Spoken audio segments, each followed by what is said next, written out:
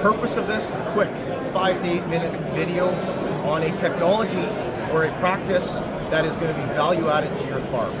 So with me, I have joining Travis Williams, CEO of North Star Genetics, a soybean and corn provider. And what I'd like to dig into a little bit is, over the years, we've seen traits in soybeans evolve, specifically herbicide traits. What are those traits and how will we evolve, and where do we think we're going in the future? Sure. Well, thanks, Laird, for having me. So from as North Star Genetics, our goal is to provide farm customers with top yielding and performing soybeans. The cool thing about that is there's more trait options available today and in the future. So currently we have Extend beans, which is glyphosate, as well as dicamba. Just around the corner from that is Extend Flex, so that's glyphosate, dicamba, along with glufosinate.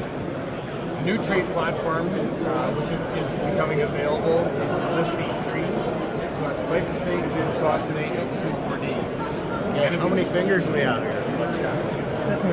And if we go just a little farther into the future, by the turn of the decade here, we'll have HT4 beans, which is 5 stacks, glyphosate, glufosinate, 2,4-D, dicamba, and HTPD. Interesting. So right now we have soybeans with, in large part, most acres, 2 herbicide resistance. And now we're talking about evolving into 3, 4, and 5. Where do you, or how do you see that starting to play advantages for farmers with how they can fit it into the rotation? What benefits they might have because of that? Yeah, so some of the benefits would be, with current weeds and different weeds evolving, not to be too cliche, but it does give different tools in the toolbox. Number one, to target what system is best for the weeds you have on farm. Second would be look at your chemistry and rotations. And third would be multiple modes of actions, which can play herbicide resistance issues. Well, and that's just the thing. Every farm is different, and every weeds that are a challenge on different farms are different too. And so that's where having these multiple modes are, I think, probably going to play a big role. But add an extra degree of complexity to managing it.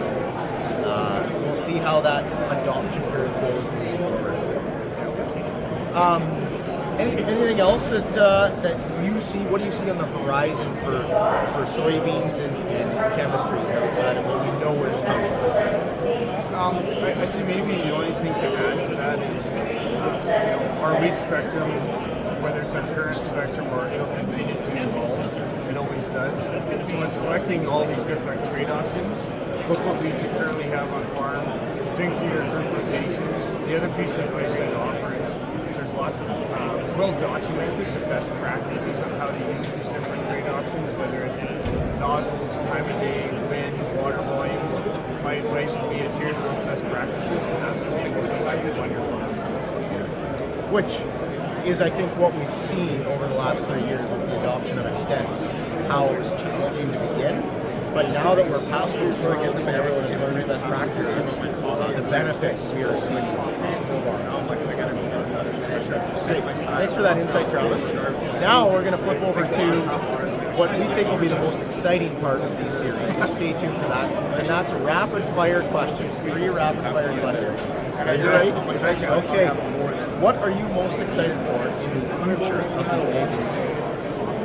From a future standpoint, I'd say currently farmers and farm community should be really proud of our productivity, efficiency, and hard work.